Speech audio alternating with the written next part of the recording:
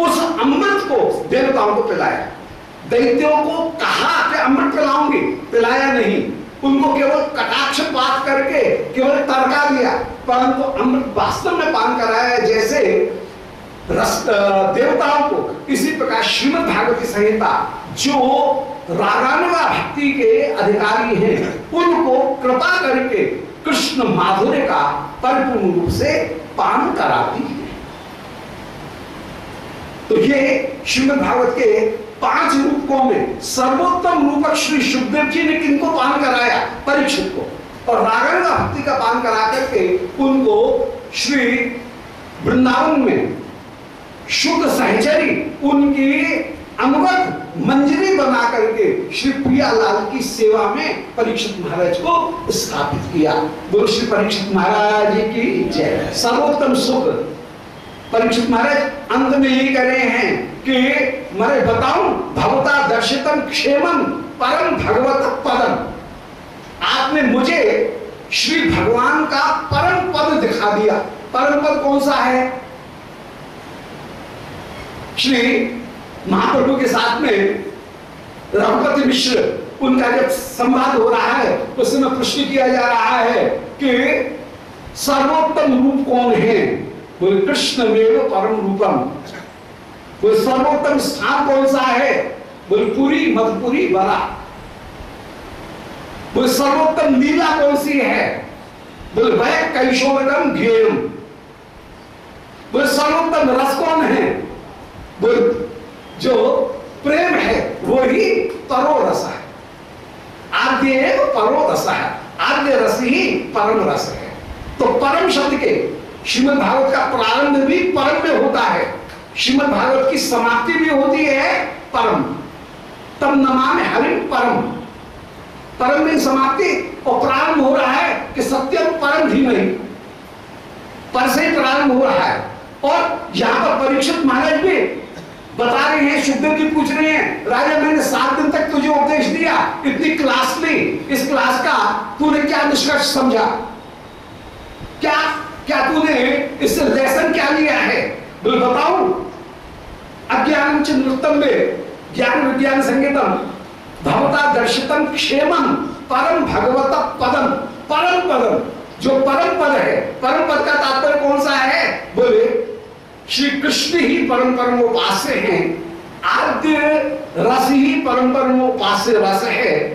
मथुरा श्री ब्रज निकुंज में विराजमान होना वही परम परम धाम है, और कैशोर अवस्था की लीला वही परम परम ध्येय अवस्था है।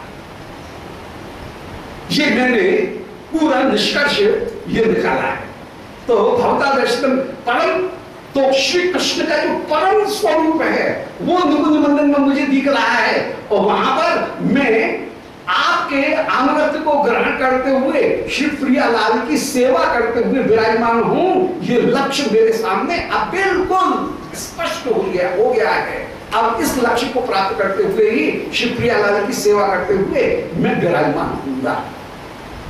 तो योग पीठ में परीक्षित महाराज को प्रवेश करा करके प्रियालाल की सेवा प्रदान करना, यही श्री सुखदेव जी का परम लक्ष्य था। श्री राधिका चरण प्राप्त करा देना, यही परम लक्ष्य था। कहीं कहीं जैसे रसकों ने कहा कि यो ब्रह्मरुद्र शुक नारद भीष्म मुख्य ही आलक्ष्यतो न सहसा पुरुषस्य तस्य, कि अब ये उसमें कहीं सुखदेव जी का नाम भी ले लिया कि श्री कृष्ण के चरण ऐसे हैं जो कि बड़े बड़ों को प्राप्त नहीं है। ब्रह्म रुद्र शुक नारद, तो शुक भी आ गए, नारद भी आ गए, पर ये जो शुक हैं ये शुक श्रीमद् भागवत वाले शुक नहीं है। वहां पर जिन शुक का वर्णन किया गया है वो श्रीमद् भागवत वाले शुक नहीं है, बल्कि वे छाया शुक है। ऋषि रूप को ये शुक हैं, उनको वो प्राप्त नहीं है। श्रीमद् भागवत के जो शुक हैं वे तो इस लीला का अपूर्ण रूप से गायन करते हुए विराजमान, और उनकी कृपा के द्वारा परीक्षित महाराज को भी उस लीला की साक्षात प्राप्ति हो चुकी है, साक्षात प्राप्ति होती है। इसलिए वे ये श्री शुक हैं, वे उस लीला का साक्षात रूप से कैसे वर्णन करते हैं। ये लीला शुक उस लीला का कैसे वर्णन कर रहे हैं, अब उसको आगे 49वें श्लोक में कह रहे हैं। श्री शुक पक्षी उनकी कविता का वर्णन किया जा रहा है। माने वे श्री शुक इस लीला का अपूर्व रूप से गायन करते हुए कह रहे हैं। श्री शुक कह रहे हैं कि हे रसकेंद्र, सुकुमारतां पदयुगस्य किं ध्रुवे रसकेन्द्रियस्य धरणौ ये आसता स्वदृशोपि पादकायितुं विशंकते स्खलदश्रुते प्रणयिनी कदम्बकम्। बोले हे रसकेंद्र, आपके श्री चरणारविंद की सुकुमारता का मैं क्या गायन करूं। सुकुमारतां पदयुगस्य किं ध्रुवे, आपके चरण कमल की सुकुमारता का मैं क्या गायन करूं। यस्य धरणो ये आसता, जिस समय आप इन सुकुमार चरणों को पृथ्वी के ऊपर रखते हुए विराजमान होते हैं, तब इन चरणों की सुकुमारता कैसी है, उस सुकुमारता का यदि किसी को अनुभव करना है तो हम मंजरियों की तरह से किशोरी जी के चित्त के साथ में अपने चित्त को मिला करके तब देखो तो पता लगेगा ये मधुरमा कैसी है कि यत्ते सुजात चरणाम्बुर हम स्परेशु गीता शरीर प्रिय दधी मैं करके शेषु। श्री चरणों की जो सुकुमारता है वो सुकुमारता ऐसे पता नहीं लगेगी, सुकुमारता पता लगेगी पहले किशोरी जी की कृपा से, किशोरी जी के परकर में जन्म मिले, परकर में स्थिति मिले, मंजरी भाव मिले, स्वरूप की प्राप्ति हो, मंजरी भाव मिले और स्वरूप की प्राप्ति करके किशोरी जी के साथ में जब वे श्री नव मंजरी वो अपने चित्त को मिलाते तो श्री प्रिया प्यारे के चरणों को वक्षस्थल के ऊपर धारण करती हुई जैसे उसकी सुकुमारता का अनुभव करती हैं, वो सुकुमारता का अनुभव प्राप्त होगा। ऐसे कि केवल मुंह से कहने से वो अनुभव की प्राप्ति नहीं हो सकेगी। तो सुकुमारतां पदयुगस्य किं ध्रुवे, आपके सुकुमार की चरणों की जो सुकुमारता है उसका मैं क्या वर्णन करूं। उसका वर्णन किया जाएगा तब जबकि मैं अपने चित्त को श्री किशोरी जी के चित्त के साथ में मिला दूं, साधारणीकृत होकर के जब विराजमान हो जाऊं, तब श्री किशोरी जी जो वचन कह रही हैं उनकी सार को कहीं हृदय में अनुभव कर सकूंगी कि यस्य धरणौ ये आसता। जब आप पृथ्वी के ऊपर जा रहे हो, पृथ्वी पर उन चरणों को चला रहे हो, उस समय कितनी व्याकुल होती है कि यते सुजात चरणाम्बुर हम स्तरेषु भीता शनि प्रिय दधी भई। तेरे चरणों को डरती डरती हम अपने हृदय में धारण करती हैं। धारण करना पड़ता है इसलिए कि शायद हमारे अपने तेरे चरणों को जब हम अपने वक्षोजों के ऊपर धारण करती होंगी तो तेरे मुख के ऊपर कोई अपूर्व सुख के चिन्ह प्रकट होते हैं, तो अनुमान लगाती हैं कि जरूर तुझे सुख मिल रहा होगा, इसलिए तेरे चरणों को अपने वक्षस्थल के ऊपर धारण करना पड़ता है।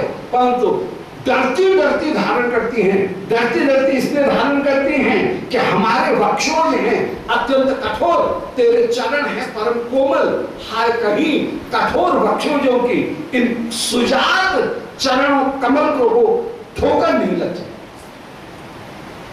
और उस समय हमारा मन कहीं अनेक अनेक भ्रमत थी, हमारी बुद्धि भ्रमित होकर के विराजमान हो जाती है, मन में विचार करती हैं, बोले अरे इन कठोर वक्षोजों के ऊपर प्यारे ने चरण स्थापित कर रखे हैं, परंतु प्यारे को कष्ट का अनुभव नहीं हो रहा है। जरूर प्यारे के चरण भी कठोर हो गए होंगे। ये जितनी भी दोष है ये प्यारे के चरणों का नहीं है, ये सारा दोष हमारा है, क्योंकि संसर्ग जा दोष गुणा भवन्ति। आज कठोर वक्षोजों के संसर्ग के कारण श्याम सुंदर के चरण भी कदाचित कठोर हो गए होंगे, इसलिए उनको इन वक्षोजों की कठोरता का अनुभव नहीं हो रहा है।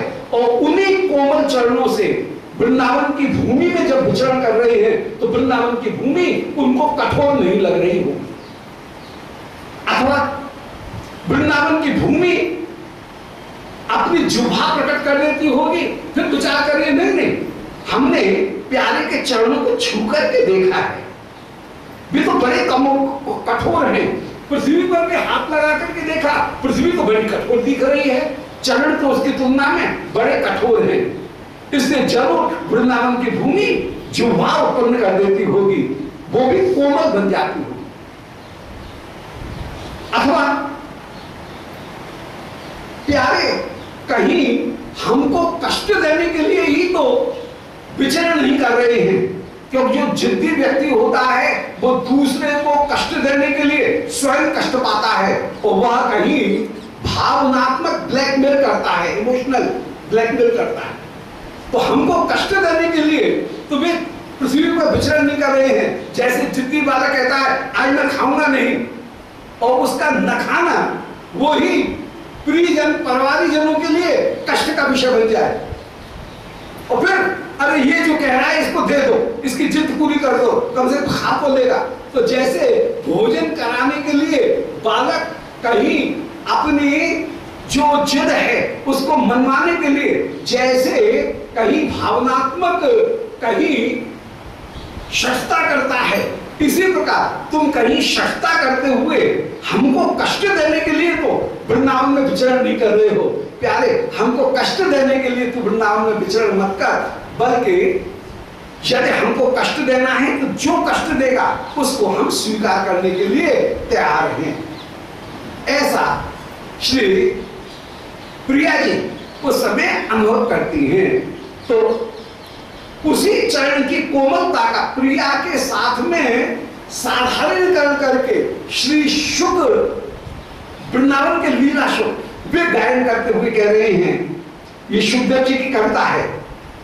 सुखदेव जी उस समय श्री प्रियालाल दोनों श्री योगपीठ में वृंदावन मध्यान्ह योगपीठ में विराजमान है राधा कुंडकी में, और उस समय श्री शुक सारिका ये दोनों श्री मुकुंद मंदिर के द्वार के ऊपर खड़े होकर के श्री प्रियालाल की स्तुति करते हुए कह रहे हैं कि सुकुमारताम पदयुगस्य किम ध्रुवे रसकेंद्रियस्य धरणौ ये आसता है कि हे रसकेंद्र, जिस समय आप पृथ्वी के ऊपर विचरण करने के लिए जाते हो उस समय श्री प्रिया कितनी व्याकुल हो जाती हैं। वे आपकी जैसी कोमलता का अनुभव करती हैं, ऐसी कोमलता का अनुभव और कौन करेगा। स्वदृश्यों पे पादकाय तुम विशंकते, और उस समय श्री किशोरी जो अपने नेत्र कमलों को तुम्हारे चरणों में बिछाना चाहती हैं, अपने नेत्रों को तुम्हारी पादुका बनाना चाहती हैं, परंतु मन में विचार करती हैं कि स्वदृश्यों पे पादकाय तुम, हम अपने पलक पावड़े बिछा दे, अपने नेत्रों को तेरे चरणों में बिछा दे, कहीं तुझे कष्ट न हो। परंतु इतने में भी डर लगता है कि तेरे चरण तो इन नेत्रों से भी ज्यादा कोमल होकर के विराजमान हैं। तो स्वदृश्यों पे पादकाय तुम, अपने नेत्रों को भी पादुका बनाने में विशंक से श्री किशोरी जो शंका करने लगते हैं। और क्योंकि स्खलन अश्वते प्रणयनी कदम्बकम ते प्रणयनी, तुम्हारी जितनी भी प्रियागण हैं उनका कदम्ब, उनका समूह, कदम्ब माने समूह, तुम्हारी प्रियाओं का जितना भी समूह है वह स्खलन अश्रु, उनमें नेत्र से आंसू प्रवाहित हो जाते हैं, और मन में विचार कर रहे हैं कि जहां आंसुओं की कीच लग रही है ऐसी पादुका को श्याम सुंदर के चरणों में कैसे समर्पित है। ये पलक पावड़े बिछाना तो चाहती हैं, नेत्र को कहीं तुम्हारे चरणों की पादुका बनाना तो चाहती हैं, परंतु उनमें आंसू जो आ जाते हैं, उन आंसुओं के आने के कारण शंका करती हैं कि जहां आंसुओं की कीच हो रही है ऐसे इन पलकों को तुम्हारे चरणों में कैसे बिछाए। कितनी कोमलता, और इस भाव को वो ही मंजरी जान सकेगी जिसने अपने चित्त को श्री किशोरी जी के साथ में बिल्कुल एक कर दिया है। कहीं गोपी भाव धारण करने पर नायिका बने का थोड़ा सा आस्वाद रह जाएगा, इसलिए शुद्ध समर्पण नहीं होगा। सखी स्वयं नहीं चाहती है, परंतु सखी के कहने पर श्याम सुंदर से नायिका भाव की प्राप्ति सखी को प्राप्त है, इसलिए सखी भाव में भी वो सुख नहीं है जो सुख कहीं विराजमान है मंजरी भाव में। इसलिए हे श्री किशोरी जी, आपकी दासी बनने के अतिरिक्त अन्य जो कोई भाव है उस भाव को नान्यम कदाप समय सखी देव याचे, हम कोई दूसरे भाव को नहीं जानते हैं। सक्षायते मम नमोस्तु नमोस्तु नित्यम, दास्यायते मम रसोस्तु रसोस्तु सत्यम। श्री रघुनाथ दास को सभी कह रहे हैं, मैं सखी बनना भी नहीं चाहती हूं, मैं तो आपकी दासी ही बनना चाहती हूं, क्योंकि दासी में जैसी सेवा की भावना है और कभी दूर दूर तक नायिका बनने का दुर्गुण उसमें आएगा ही नहीं, नायिका बनने की कभी वासना उसमें आएगी ही नहीं, वो सर्वदा सेवा करने के लिए विराजमान है। ऐसे जो सख्य भाव मंजरी भाव अनर्पितचरी भाव, उस अनर्पितचरी मंजरी भाव में जो सुख है वो सुख गोपी बनने में नहीं है, सखी बनने में नहीं है, वह केवल राधिका स्नेहाधिका मंजरी बनने में ही वह भाव की अतिशयता है। अब श्री शुक्र कृष्ण की शोभा का वर्णन कर रहे हैं। अब ये शिवदेव जी की स्तुति शुरू हो गई। लीला में जो लीला शोक हैं वे युवा सरकार की उस समय मध्याह्न काल में जैसे स्तुति कर रहे हैं वो स्तुति यहां पर गायन की जा रही है कि निखलांग भार बहना विभूतिता कुपिते श्रोणि मधुरा दुरावरा बहरेत मिच्छति तमाम इमेक्षते तब सब सभ्यपाद तल पार्श्व वर्तन। श्री श्याम सुंदर ने अपने दाहिने चरण को बाएं चरण के ऊपर रख रखा है। श्याम सुंदर का बाएं चरण स्थिर है और दाहिने चरण को आप घुमा करके बाएं चरण के ऊपर स्थापित करते हुए जिस समय वंशी बजाते हुए आप विराजमान, तो उस समय सारा जो भार है श्री अंग का वो कहां आ गया है? बाएं चरण के ऊपर, एक चरण के ऊपर खड़ी हुई। दाहिना चरण जो है वो बाएं चरण के ऊपर आपने घुमा करके वाम जंघा पर दाहिना चरण रख रखा है और दूसरा चरण टेढ़ा खड़ा हुआ है, केवल पंजा टिक रहा है। बाएं चरण जो है वो पूर्णतः टिका हुआ है। तो श्री अंग का सारा भार आ गया है क्योंकि बाएं चरण पर, तो बाएं चरण पर आने पर बाएं चरण की जो कोर है उन कोरों में लालिमा अपूर्व रूप से छलक रही है। अब इसी शोभा का वर्णन कर रहे हैं। कितना बारीक दर्शन है, जो सामने दर्शन करेगा वो जहां तक उसकी पहुंच होगी, अरे व्यक्ति की पहुंच नहीं होगी। वो श्री शुक्र सखी शुक्र सुख मंजरी इस रूप माधुरी का वर्णन कर रहे हैं कि निखिल अंग भार बहन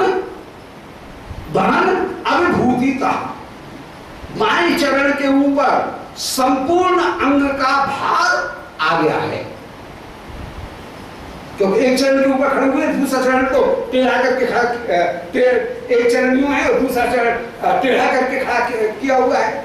तो एक चरण के ऊपर निखिल अंग भार बहन अभिभूतिता, संपूर्ण श्री अंग का भार आ जाने के कारण कुपितेव शोणिम ध्वरा द्वारा, मानो वो चरण ये कह रहा है कि अरे सारा भार मेरे ऊपर ही डाल दिया, ये विचार करके मानो वो बायां चरण वह कहीं कुपित होकर के मानो शोणिमा लालिमा को विशेष रूप से धारण करके विराजमान करे।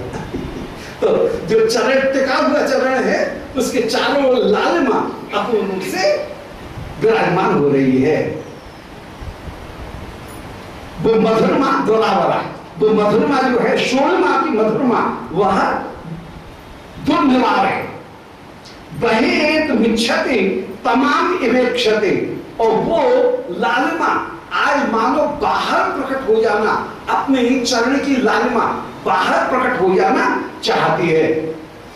अब दक्षिण चरण की तो आनंद ही आनंद है, वो तो उसके ऊपर तो भार नहीं है, तो उसके तो पग की जो लालिमा है वो तो अपने आप ही बाहर प्रकट हो रही है, परंतु दबा हुआ है बायां चरण, उसकी लालिमा बाहर विशेष रूप से प्रकट होना चाहती है। तो वही एक मिच्छति, जो दबा हुआ चरण है, वो चरण की लालिमा बाहर प्रकट होना चाह रही है।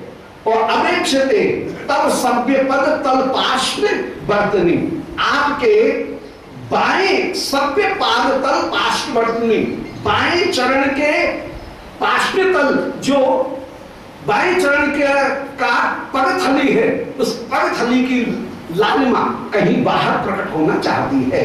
तो वही एकुम इच्छति तमाम, वह अतिशय बाहर प्रकट होना चाहती है। और अपेक्षते वह मौका देख रही है। तब सभ्य पाद तल पार्श्व, तुम्हारे बाएं चरण की पगथली की जो लालिमा है, पार्श्ववर्तनी जो लालिमा है, पगथली में विराजमान जो लालिमा है, वह बाहर मानो प्रकट होना चाहती है। और वो बाहर प्रकट होकर के सबको अपने रंग में रंग लेना चाहती है। परंतु तद ऊपर युद्धवती शितमा तयोर द्वयो, परंतु बाएं चरण तो रखा हुआ है और दाहिना चरण उसके ऊपर झुक करके दाहिना चरण आ रहा है, जो परंतु दाहिने चरण की भी नीलिमा और बाएं चरण की भी नीलिमा, ये दोनों की नीलिमा वह चारों ओर अपूर्व रूप से प्रकट हुई है। अब नीलिमा का वर्णन कर रहे हैं। नीचे की पगथली की जो लालिमा है वो तो बाहर प्रकट हो रही है। अब नीलिमा का वर्णन कर रहे हैं कि तब ऊपरी उदेती शितमा, जो शितमा माने नीलिमा है, वो वही उदेती बाहर उदित होना चाहती है। तयोर द्वयो, दोनों चरणों की जो नीलिमा है वो बाहर प्रकट हो रही है। तो विशेष रूप से जो 13 चरण है उसकी भी नीलिमा बाएं चरण पर पड़ रही है, और बाएं चरण की नीलिमा तो है ही है। तो जो 13 चरण रखा हुआ है उसकी भी नीलिमा रही है बाएं चरण के ऊपर, और बाएं चरण की नीलिमा में सुशोभित होती हुई चली विराजमान है।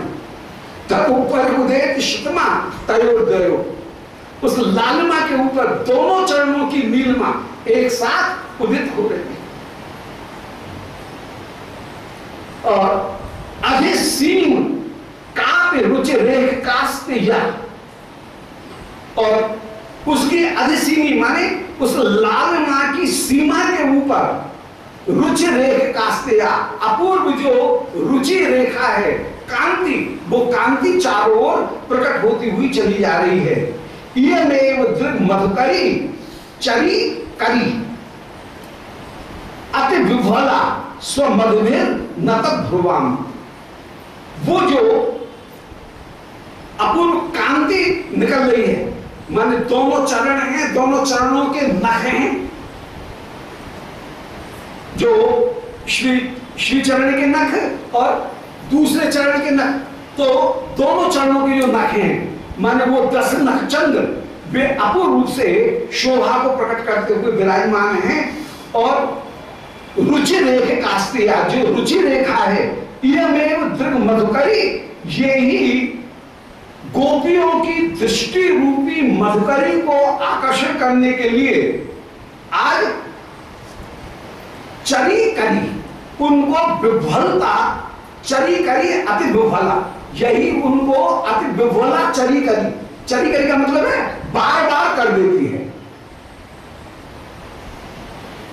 चक्रतु माने बार बार किसी चीज को करता है, करोति एक अर्थ हो गया, और चक्रतु कह करके पुनः पुनः किसी वस्तु को जैसे की जा रही है। तो चरी करी माने वही विफलता को, चरी करी माने पुनः पुनः करती हुई विराजमान होती है। स्व मधुमेर नत भ्रमान, ये आज ब्रज गोपिकागणों की दृष्टि रूपी मधुकरी को, ये चरणों की जो कांति निकल रही है, वह कांति बात आकर्षित करके गोपियों की दृष्टि रूपी भ्रमरियों को अत्यंत अत्यंत विभल पुनः पुनः करती हुई विराजमान हो रही है। चली कली माने पुनः पुनः विभल करती हुई वह विराजमान हो रही है। स्वमधुए नत प्रवाम, अपनी मधु के द्वारा आकर्षित करती हुई नत ध्रुवाम, वे जो गोपिकागण हैं जिनकी दृष्टि चंचल हो रही है, उस दृष्टि को आकर्षित करती हुई वो विराजमान हो रही है। अब चरणों का ये वर्णन है कि यद असभ्यमेव चरणम पुरस्करः चरण जंघमाभ रवसेन सभ्यताम। अब यहां श्री श्याम सुंदर का दाहिना जो चरण है वो ही बाई जंघा के ऊपर चढ़ करके जो टेढ़ा होकर के विराजमान है। यद असभ्यम एव चरणम, जो दाहिना, असभ्य माने दाहिना, दाहिना जो चरण है वो पुरस्तर आगे बढ़ करके, तरह माने टेढ़ा होकर के, जंघम आप रवसेन सभ्यता, जो बाई जंघा के ऊपर, सभ्य माने बाई, रवसेन माने वेग के कारण, बाई जंघा के ऊपर, तो बाई जंघा के ऊपर जो प्राप्त हो गया है, तो पुरस्करश्चरः जंघम आप, जो टेढ़ा होकर के बाई जंघा के ऊपर आकर के विराजमान हो रहा है। और वो चरण जैसे दाहिने से बायां बनना चाहता है। वो क्यों बनना चाहता है कि अति रागिणा निज तलेन रागिणा राधिका पद लंबी शाटी अलगो चुंबनाए तक, कि श्री प्रिया जी की साड़ी की अपूर्व रूप से लहकार चल रही है। बाम भाग की ओर खड़ी हुई हैं श्री प्रिया जी।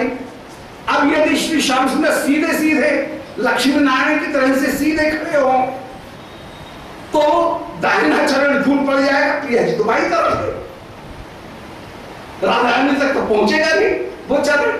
यदि सीधे सीधे राम सीता की तरह से, लक्ष्मी नारायण की तरह से यदि सीधे सीधे महादेव जी खड़े हो जाए तो वो दक्षिण जो चरण है वो प्रिया जी को तो छुएगा नहीं।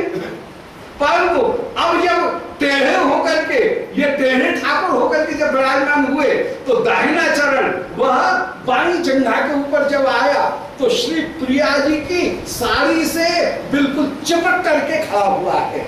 और प्रिया जी की साड़ी से चिपक करके जैसे उस साड़ी की मधुरिमा को वह अपने भीतर समेट लेना चाहता है।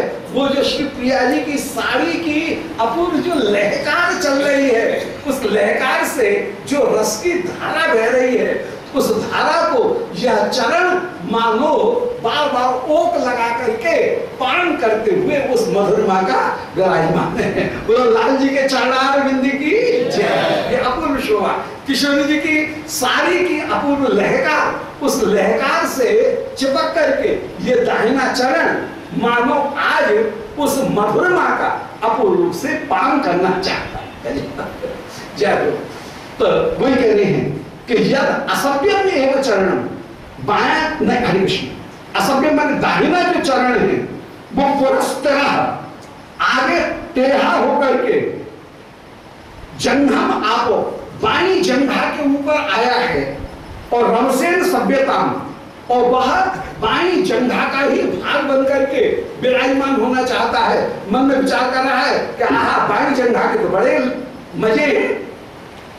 ये तो प्रिया जी की सारी, प्रिया जी का अंचल, प्रिया जी की चोटी, सबका स्पर्श बाई जंघा को तो मिल रहा है और मैं तो रह गया ठंडन पाल, मुझे तो मिल नहीं रहा है, मैं तो प्रिया जी से दूर हो गया। तो आज मानो दाहिना चरण बाई चरण के साथ में प्रतिस्पर्धा करके, बाई चरण जैसे ही सौभाग्य को प्राप्त करने के लिए बाई चरण के ऊपर चढ़ करके प्रिया के श्री अंग से एकदम निकटता ग्रहण करके विराजमान हुआ। और श्री निकटता ग्रहण करके प्रिया की जो माला अपूर्व रूप से झोटा लेती हुई विराजमान प्रिया की साड़ी की जो अपूर्व लहकार, जो अपूर्व श्री अंचल, उनकी जो फौरन माला की जो अपूर्व झुकन, श्री प्रिया की बैनी, उसकी जो अपूर्व लहकार, उस लहकार का आस्वादन लेने के लिए वो चरण आज बाईं ओर आकर के बार बार प्रिया के माधुर्य का उछक करके पास में आ करके जैसे उस माधुर्य का आस्वादन लेते हुए विराजमान हो रहा है।